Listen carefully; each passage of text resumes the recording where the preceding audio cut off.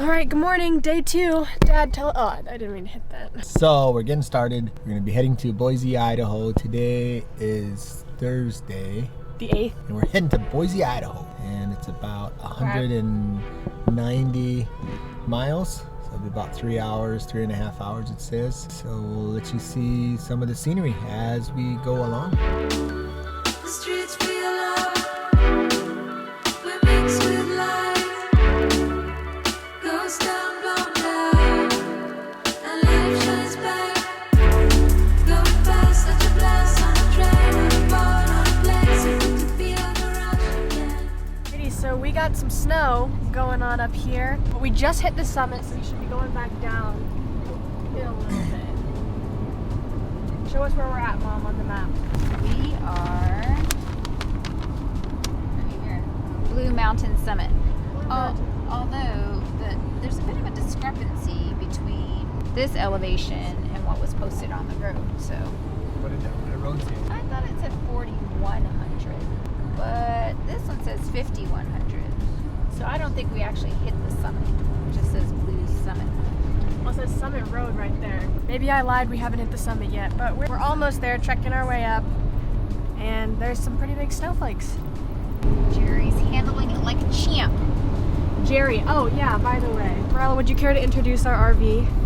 His name is Jericho because the brand is Jayco. So, you know, Jericho.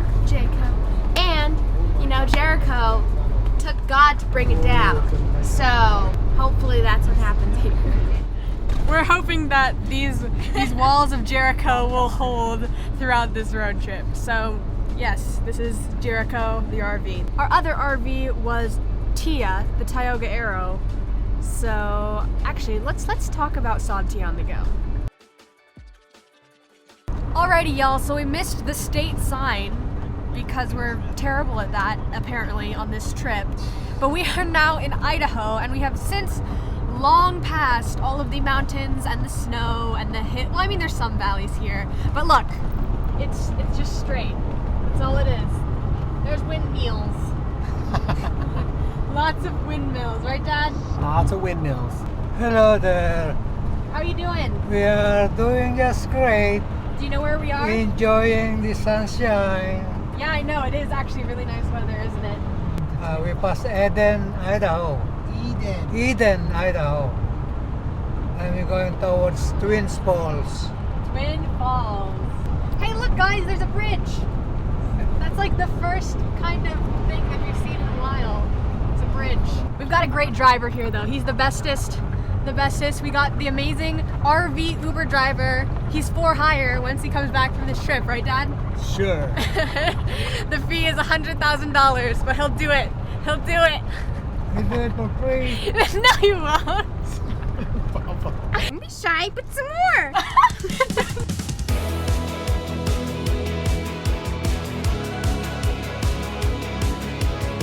Alrighty, let's do a fun little unboxing here because we got this package at the Amazon Fulfillment Center.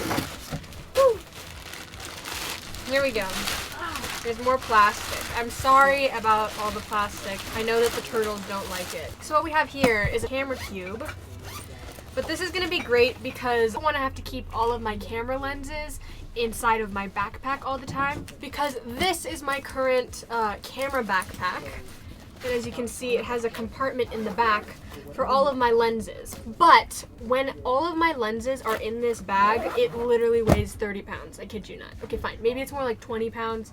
But it's a pretty hefty backpack. So this camera cube will be incredibly helpful when trying to keep my stuff organized and also keep it protected without having to be in my backpack. So I will actually link this in the description. Not that anyone's going to use my Amazon affiliate link, but you never know. If you want to support our road trip, buy through that link. I mean, you can just like click on that link for this and do your Amazon shopping, and I also should get credit for that, just saying. Alright, so check it out. I got it all packed up in here. We've got 70 to 200, 90mm macro, 28 to 75, 55, and then the Panasonic G85, which is my secondary camera. And so we are about 8 minutes from our final destination. We're going to be boondocking. So I'll show you that place when we get there. And then we'll finally talk about what I wanted to talk about ages ago, which was how SantiOnTheGo kind of came to be. Okie dokie, so we made it to the spot where we're staying here in Jerome, Idaho. You can see the RV behind me. We put the slide out, which basically allows there to be more space within the RV. But it's really cool because this is essentially what boondocking is. These people provide hookups for our RV. So we are hooked up, fresh water, electricity, all that good stuff. And it's really cool because it's all provided at like an affordable rate essentially, and they just host people. They can park here for a night or two, and I think the fee for this one was only like $5. So we're part of like this boondockers group, and then within that group we find places where we can stay, and it's not like an official RV park, but just people who have hookups in front of their house. And it's actually, this one, as you can see, we are currently on a bit of a farm. There's cows in the far distance. And there's also some baby goats that are living out there in that direction. But let me go ahead and grab the tripod because we're going to talk about SantiOnTheGo. Okay, check this out. This is so cool. I wish I had a toy like this when I was younger. This is like okay, enough silliness. It's actually pretty funny though that they have this airplane playset here because it reminds me of a similar play airplane that I remember was at the Grotto of Redemption in Iowa, which brings me to the topic of SantiOnTheGo. So most of you probably don't remember what SantiOnTheGo came from. Back in 2013, we took our very first cross-country road trip across America in an RV. I was 10 years old at the time. We were all homeschooled, and our parents just wanted to give us the opportunity to see the world. So we hit 41 states on that trip. I believe it was during the fall, and the goal was to get to the East Coast to see the autumn leaves change color. And while we were on this road trip, our parents wanted us to document our experiences in some way.